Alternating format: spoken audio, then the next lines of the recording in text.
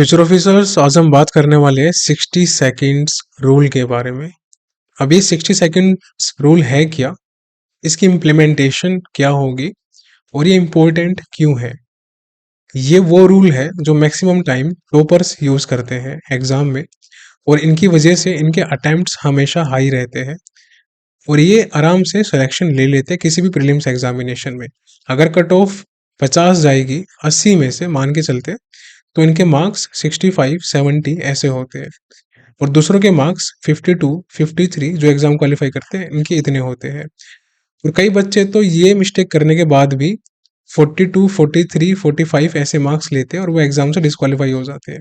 लेकिन इनमें और इनमें फ़र्क क्या है, स्पेशली जिनके मार्क्स 65-70 आ रहे हैं और जिनके मार्क्स 45 तक ही आ रहे हैं। तो ये जो डिफरेंस है 20 मार्क्स का, ये क्यों क्रिएट हुआ, इसकी हम बात कर लेते हैं। और इस रूल को कहाँ पर इम्प्लीमेंट करना है। कोई भी एग्जाम हो, पीओ का या फिर क्लैरिकल का या कोई भी रेगुलेटरी बॉडी का ही एग्जाम क्यों ना हो, हर जगह ये रूल काम करेगा। तो इसकी बात करते हैं। देखो, जब आप कोई भी एग्जाम दोगे, जैसे अभी हम जो रिसेंट में एग्जाम होने वाला है आरआरबी पीओ का प्री, उसकी बात कर लेते हैं। तो आरआरबी पीओ का प्री होने वाला है अभी 3 और 4 अगस्त को 2024, और आज है 1 अगस्त, 2 हो जाएगी कुछ देर बाद। तो ये जो फंडा है, ये आपको यूज करना है रीजनिंग पे और क्वांट सेक्शन पे। आप कोई भी एग्जाम दोगे ना, तो उसमें रीजनिंग और क्वांट का सेक्शन ऐसा होगा जहां पर आपको 60 सेकंड्स रूल का एप्लीकेशन करना है। अक्सर होता क्या है कि जब बच्चे किसी क्वेश्चन में स्टक हो जाते हैं, तो उनको ये चीज पता नहीं चलती कि वो स्टक हो गए और उनका टाइम वेस्ट हो रहा है। लेकिन इसको भी आप ऑब्जर्व कर सकते हो। ये एक स्मार्ट वे है ऑब्जर्व करने का। अगर इसका एप्लीकेशन देखना है तो आप एक दो मॉक में देख लेना, आपको फील हो जाएगा। तो ये कहाँ कहाँ पर एप्लीकेबल है, पहले उसकी बात करते हैं। तो ये एप्लीकेबल होता है रीजनिंग में पजल्स पे, प्लस ब्लड रिलेशन। ये एक सेक्शन ऐसा है जो कि पजल के बाद चैलेंजिंग है हमेशा। क्वांट की बात करें तो कैसलेट सबसे इंपॉर्टेंट है। उसके बाद रोंग नंबर सीरीज, इन दो जगह पे इसका एप्लीकेशन होता है, और यहाँ पर पजल्स एंड ब्लड रिलेशन। अब देखो, जैसे मान के चलते अभी आरआरबी पीओ प्री में रीजनिंग का टाइम जो है वो है 25 मिनट्स का, और इसमें आपको करने हैं 40 क्वेश्चन। ठीक है। अब ऐसे में आपकी 5 पजल्स आएगी जो कि अराउंड 23 से 25 मार्क्स की होगी, और बाकी 15 से 17 नंबर मिसलिनियस के होंगे, जैसे सिलोक्स हो गया, इनइक्वालिटीज हो गया, कोडिंग डिकोडिंग हो गया, वन लाइनर हो गए, एटसेट्रा। जब भी आप इनको फिनिश करने के बाद देखो, जैसे ही आपका रियल एग्जाम शुरू होता है या फिर मॉक शुरू होता है ना, और जहां पर बात आ जाए सेक्शनल टाइम की, तो एक टिप हमेशा याद रखना है मेरी, कि जब सेक्शनल टाइम की बात आ जाए किसी भी प्रीलिम्स एग्जामिनेशन में, और ये मैं बात कर रहा हूँ मेनली पीओ एग्जाम की, क्लरिकल की बात नहीं कर रहा, तो आपको स्टार्टिंग के जितना जल्दी स्पीड से आप ये मिसलेनियस पार्ट बना सकते हो कम से कम टाइम में, ये आपके लिए एक बहुत ही बिगेस्ट अपॉर्चुनिटी रहने वाली है आपका टाइम सेव करने में, और वो टाइम आप लगा सकते हो पजल्स को करने में। अगर आपने 25 मिनट में से 12 मिनट ही मिसलेनियस को दे दिए, तो आप मुझे एक बात खुद बताओ कि क्या आप 12 मिनट में या फिर 13 मिनट के अंदर 5 पजल अटेम्प्ट कर लोगे? पॉसिबल ही नहीं है। 5 तो छोड़ो, आप शायद 3 भी ना कर पाओ, पैनिक हो जाओ। 2 तो आप कर लोगे, लेकिन आप 3 तक भी ना पहुंच पाओ, ऐसा भी हो सकता है, क्योंकि टाइम डिप्लीट हो रहा होगा ना, टाइम रिड्यूस हो रहा होगा। सो ऐसे में करना क्या है, रीजनिंग में हमेशा आपको जितना फास्ट आप मिसलेनियस अटेम्प्ट कर सकते हो वो करना है। अब एग्जाम की जो शिफ्ट है वो कैसे भी आ सकती है आपकी, इजी भी, मॉडरेट भी और टफ भी। तो उसको पहले से एज्यूम करके नहीं जाना कि शिफ्ट कैसी आएगी। जब शिफ्ट आएगी तब की तब देखना, और उसके क्वेश्चंस के अकॉर्डिंग उसको अटेम्प्ट करना। तो मान के चलते कोई टफ शिफ्ट है, सो टफ शिफ्ट में आपका जो मिसलेनियस पार्ट है, हमेशा ट्राई करना कि उसको 7 से 8 मिनट में पूरा फिनिश कर लो, और इसमें आपके लगभग 12 से 15 क्वेश्चन हो जाने चाहिए एनी हाउ, या कम से कम 12 तो हो ही जाने चाहिए। फिर आपके पास जो टाइम बचेगा वो लगभग 16 मिनट के आसपास बचेगा। या 17 मिनट भी कह सकते हो, ठीक है। ये जो टाइम है, इसमें आपको कम से कम 4 पजल बनानी ही बनानी है। यानी कि जो एवरेज रहेगा एक पजल का लगभग 3.5 से 4 मिनट का रहने वाला है। और ये पॉसिबल है। आपको सारे क्वेश्चन नहीं बनाने, आपको सारी पजल नहीं बनानी, क्योंकि वो होगी भी नहीं।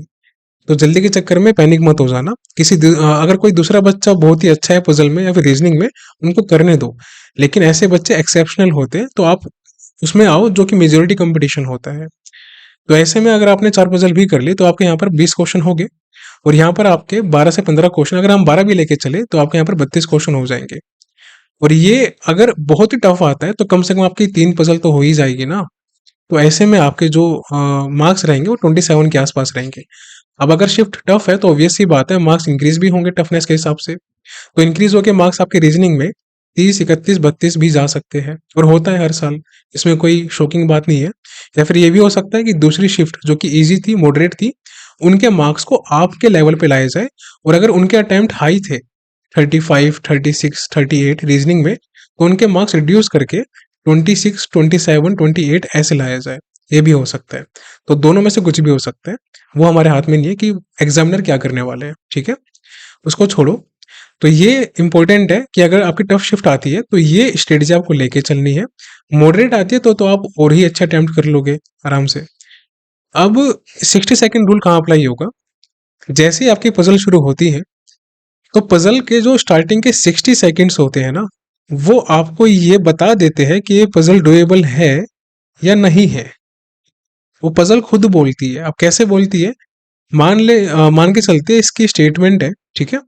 यहाँ पर 1, 2, 3, 4, 5, 6, 7 7 स्टेटमेंट है। चलो 8 भी ले लेते हैं, कोई दिक्कत नहीं है। तो जैसे ही आप इसको रीड करना शुरू करते हो, आप इसका ब्लूप्रिंट फ्रेम करोगे अपनी रफ शीट पे। और फ्रेम करते करते लगभग आप 60 सेकेंड्स में इसको पूरा फ्रेम कर लोगे अपनी रफ शीट पे, ठीक है। अब फ्रेम करने के बाद आपको फील आ जाएगा कि इसमें कितनी टफनेस है या कितनी ट्रिकीनेस है। एग्जाम्पल के तौर पे अगर एक ही पजल में सेम नेम है लोगों के, तो वहां आपको ज्यादा अटेंटिव रहना पड़ेगा। अगर उसमें कुछ और वेरिएबल्स डाल दिए, एक दो, तो आपको और अटेंटिव रहना पड़ेगा। अगर उसमें कोई भी स्टेटमेंट डायरेक्ट नहीं दी, इनडायरेक्ट दी है, और आपको समझ ही नहीं आ रहा कि स्टार्ट कहाँ से करे, उसको स्किप कर दो, छोड़ दो, बाद में करना है। अगर आप इसमें फंस गए ना, तो आपके 5 से 8 मिनट पानी में गई छपाक। फिर आपको कोई बचा नहीं सकता। आपका सिलेक्शन का चांस कम हो जाएगा, राइट। तो ये ध्यान रखना। और सेम चीज अप्लाई होती है किसमें? ब्लड रिलेशन के क्वेश्चन में। ये वो क्वेश्चन होता है जो अच्छे अच्छे को हिला देता है एग्जाम में, कभी कभार देखा है मैंने। तो ऐसे में आपको 60 सेकेंड अप्लाई करना है। Again rule same. इसकी जो भी इसका ब्लूप्रिंट होगा वो फ्रेम करना। अगर उसमें आपको समझ में आ रहा है कि शुरू कहाँ से करना है, कितने मेंबर है, क्या इनके रिलेशन है, तो बहुत अच्छी बात है। नहीं समझ में आ रहा तो उसको आप स्किप कर सकते हो। 60 सेकेंड के बाद 30 सेकेंड्स तक मैक्सिमम। अब ये एक टिप है इसके अलावा, कि रीजनिंग में, पजल में, प्लस ब्लड रिलेशन में 60 सेकेंड्स के अलावा 30 सेकेंड मैक्सिमम और टाइम डिवोट कर सकते हो। लेकिन ये 30 कब करना है? जब आपको ये लगे कि 60 में मुझे सब कुछ समझ में आ चुका है, फिर आप जो बाकी 30 सेकेंड्स है उसका एप्लीकेशन करो उसको बनाने में, मेकिंग में। अगर बनाते टाइम भी आपसे नहीं हो रहा तो फिर उसको स्किप कर दो। वो आपके लिए थ्रेट है, वो ठीक नहीं है आपके लिए। और इसमें फंस गए तो एग्जाम आपका हाथ से चले जाएगा। अब हम बात करते हैं क्वांट सेक्शन की। ये तो बात थी रीजनिंग की जो आपको अप्लाई करना है सेम। सो अब हम बात करते हैं क्वांट सेक्शन की। तो क्वांट में 40 क्वेश्चन आएंगे आरआरबी पीओ प्री में, और टाइम होगा 20 मिनट्स का। अब इस 40 क्वेश्चन में से 15 क्वेश्चन तक आपके अर्थमेटिक के होंगे, और 25 क्वेश्चन, या कम से कम मान के चले तो 23 से 25 क्वेश्चन आपके मिसलेनियस के होंगे, जिसको हम स्पीड मैथ बोलते हैं बेसिकली, ठीक है। स्पीड मैथ जिसमें डीआई सिंप्लीफिकेशन सब कुछ आ जाता है। अब यहाँ पर ये जो टाइम है, इसमें कभी कभार हो सकता है कि एग्जामिनर इसका जो टफनेस है वो इंक्रीज करने के लिए 2 डीआई की जगह 1 डीआई दे दे और एक कैलकुलेट दे दे। तो अगर कैलकुलेट एग्जाम में आती है प्लस रोंग नंबर सीरीज अगर ये भी एग्जाम में आती है, तो इन दोनों में आपको 60 सेकेंड्स का रूल अप्लाई करना है। अगर 60 सेकेंड तक किसी एक क्वेश्चन में आपको समझ में आ रहा है कि उसका उसका क्वेश्चन क्या है, वो कहना क्या चाह रहा है। अगर हम बात करें सिर्फ रो नंबर सीरीज की, तो उसको आप अटेम्प्ट कर सकते हो, लेकिन कंडीशन है कि 60 सेकंड में आपको उसको क्रैक करना है। अगर क्रैक नहीं कर पाए तो उसको स्किप कर दो, ये इंपॉर्टेंट है। उसके अलावा ये जो कैसलेट आएगी, यहाँ पर भी काफी बच्चे बहुत टाइम खराब करते हैं एग्जाम में अक्सर, तो आपको ऐसा नहीं करना। कभी भी कैसलेट आती है और रो नंबर सीरीज आती है, इसको हमेशा लास्ट में अटेम्प्ट करना है। हमेशा लास्ट में। लास्ट में कब? जब आप पहले डीआई, सिंप्लीफिकेशन और क्वाड्रेटिक वगैरह ये सब अटेम्प्ट फिनिश कर लो। या अगर मिसिंग नंबर सीरीज आती है तो ये भी आप कर सकते हो, लेकिन अगर रॉन्ग नंबर सीरीज आए तो वो लास्ट में करना। मिसिंग आए तो आप पहले कर सकते हो, कोई इशू नहीं है। अब एग्जाम में ये होगा कि सिंप्लीफिकेशन, क्वाड्रेटिक और नंबर सीरीज रॉन्ग या मिसिंग, इनमें से दो ही आएंगे, तीनों नहीं आएंगे, ये बात याद रखना। तो किसी शिफ्ट में दो ही आएंगे, या तो सिंप्लीफिकेशन या फिर क्वाड्रेटिक, या फिर किसी शिफ्ट में सिर्फ क्वाड्रेटिक और नंबर सीरीज आएगा, और किसी में सिंप्लीफिकेशन और नंबर सीरीज आएगा। लेकिन तीनों अब नहीं आते, ये आने बंद हो गए। तो ये भी आपको ध्यान रखना। अगर आ गए तो बहुत अच्छी बात है, वो शिफ्ट इजी है, तो वहां पर इनको बना लेना, मार्क्स फैच कर लेना, बट ऐसा होता नहीं है। अब उसके अलावा जो डीआई होगी, तो डीआई आपकी लगभग 10 से लेकर 12 नंबर तक होगी, और डीआई आपको बहुत ही फास्ट करनी है एकदम। अगर यहाँ पर आप किसी क्वेश्चन में मान के चलते हैं कि 5 क्वेश्चन किसी डीआई के, 5 में से 4 क्वेश्चन डुएबल थे, मॉडरेट थे, आपने बना लिए, और एक क्वेश्चन बहुत ट्रिकी लग रहा है आपको, आपने उसको रीड किया बट आपको समझ में नहीं आ रहा कि वो कहना क्या चाह रहा है, या बहुत ज्यादा वो डेटा निकलवा रहा है, तो ऐसे में उसको स्किप कर सकते हो। अगर 60 सेकंड तक आपको कोई क्वेश्चन समझ में ना आए तो उसको स्किप कर दो, कहने का मतलब ये है। और वो सेम चीज अर्थमेटिक पे भी हो सकती है अप्लाई। अगर कोई क्वेश्चन नहीं निकल रहा, उसके पीछे मत पड़े रहो, ईगो पे मत लेना, एग्जाम स्पॉइल हो जाएगा। इस पूरे एग्जाम का, जो भी प्रीलिम्स एग्जामिनेशन होते हैं ना, उनका एक मोटिव होता है बेसिकली। वो मोटिव क्या होता है कि आपको स्पीड मेंटेन करनी है, सबसे इंपॉर्टेंट, प्लस आपको अपना माइंडसेट स्टेबल रखना है। यानी कि माइंडसेट आपका पैनिक नहीं होना चाहिए, स्टेबल रहे, शांत रहे। अगर आप पैनिक कर गए इन केस, तो फिर आपने कितनी ही मेहनत की हो अपने प्रीवियस डेज में, वो सब वेस्ट में जाएगी। अगर आपका माइंड कंट्रोल में है, तो आप बेशक से मॉक में 60 परसेंटाइल लाते हो, एग्जाम में आप 80 वालों को टक्कर दे के आओगे, ऐसा भी होगा। और अगर आपका परसेंटाइल अभी 99 या 90 प्लस आ रहा है, और एग्जाम में आपने सेम चीज मेंटेन कर ली, स्टेबल माइंडसेट मेंटेन कर लिया, तो आपका सिलेक्शन होने से कोई रोक नहीं सकता। आराम से आपका सिलेक्शन होगा, मेंस के लिए आपको बुलाया जाएगा। तो ये थी कुछ इंपॉर्टेंट बातें जो कि सबको बतानी थी मुझे।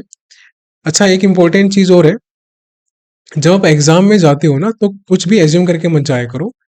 एनालिसिस देखो, एग्जाम का कोई इशू नहीं है। अगर आपकी शिफ्ट लेट है तो एनालिसिस देख सकते हो, लेकिन एनालिसिस में ये मत देखो कि कितने कितने लोग अटेम्प्ट कर रहे हैं, ये सबसे गलत चीज है। क्योंकि ये आप देख रहे हो, दैट मीन्स आप अपने माइंड को सिग्नल दे रहे हो कि इतना ही बच्चा कर पा रहा है, इससे ज्यादा नहीं कर पा रहा, तो मेरे भी अटेम्प्ट इतने ही रहेंगे। ऐसा गलत प्रोसेस है ये, इससे बचना है। सिर्फ एनालिसिस में आपको देखना है कि क्वेश्चन का पैटर्न क्या आ रहा है, क्वेश्चन देखने हैं कि क्वेश्चन क्या क्या आ रहे हैं, और उसके अकॉर्डिंगली शिफ्ट की लेवल डिसाइड होती है कि टफ है, इजी है, कैसी है। और जब एग्जाम देने जाओगे, उससे पहले कुछ भी हैवी खा के मत जाना कभी भी। अगर आपका एग्जाम सुबह है तो कभी भी हैवी ब्रेकफास्ट मत करना। अगर नून में है तो हैवी लंच मत करना किसी भी कीमत पे। एज वेल एज एग्जाम से पहले वो चीजें मत खाना जिससे नींद आए। अटेंटिव रहना, वाटर बोतल हमेशा पास रखना अपने, छोटी, और अगर हो सके तो एक चॉकलेट साथ में लेके जाना, और एग्जाम से पहले उसको खा लेना। इससे आपका अटेंशन पावर भी इंक्रीज होगा, प्लस आपकी बॉडी में एनर्जी रहेगी। अगर और अटेंशन चाहिए तो घर से कॉफी पी के जा सकते हो, काफी हेल्पफुल रहती है कैफीन, राइट। तो ये सभी बातें आप ध्यान रखो एग्जाम के लिए। एग्जाम है ये कोई दंगे नहीं हो रहे, ठीक है, कि यहाँ पर आपको युद्ध करना है उस लेवल पे कि मार काट करनी है, नहीं। यहाँ पर शांत दिमाग से खेलना है। जितना दिमाग शांत रहेगा उतना अच्छा परफॉर्म करोगे। जितना दिमाग शांत नहीं रहेगा, डिसरप्टेड रहेगा, उतना आपका एग्जाम खराब हो जाएगा। अब ये आपके हाथ में है कि एग्जाम अच्छा करना है या एग्जाम बुरा करना है। अगर आपके मॉक में परसेंटाइल अभी अप एंड डाउन हो रहे हैं, यानी कि आपका कभी परसेंटाइल 90 आ रहा है, कभी आपका 70 आ रहा है या 60 आ रहा है, तो ऐसे में परेशान नहीं होना। ये एक प्रोसेस है और ये कोई गारंटी नहीं लेता कि आपका हमेशा 90 परसेंटाइल ही आएगा, क्योंकि ये आपकी परफॉर्मेंस है। ये बात बस ध्यान रखो, जैसा परफॉर्म करोगे वैसा आउटकम आएगा। तो your performance is directly proportional to your outcome. अगर आपकी परफॉर्मेंस अच्छी रहेगी एग्जाम में तो रिजल्ट भी अच्छा आएगा। अगर परफॉर्मेंस डाउन हो जाएगी, स्टक हो गए, दिमाग नहीं चला, नींद आ रही है, तो ऐसे में आपका एग्जाम भी खराब होगा, कोई रोक नहीं सकता। So be attentive, all the very best आप सभी को एग्जाम्स के लिए। एग्जाम सीजन शुरू हो चुका है, जान लगा देना अपनी पूरी, अटेंटिव रहना है और 60 सेकेंड्स रूल का एप्लीकेशन करना है अच्छे से, जैसे मैंने बताया। टाइम वेस्ट नहीं करना, कहीं पे स्टक नहीं होना। सो मिलते हैं अगली वीडियो में। अभी के लिए bye bye, take care and see you soon.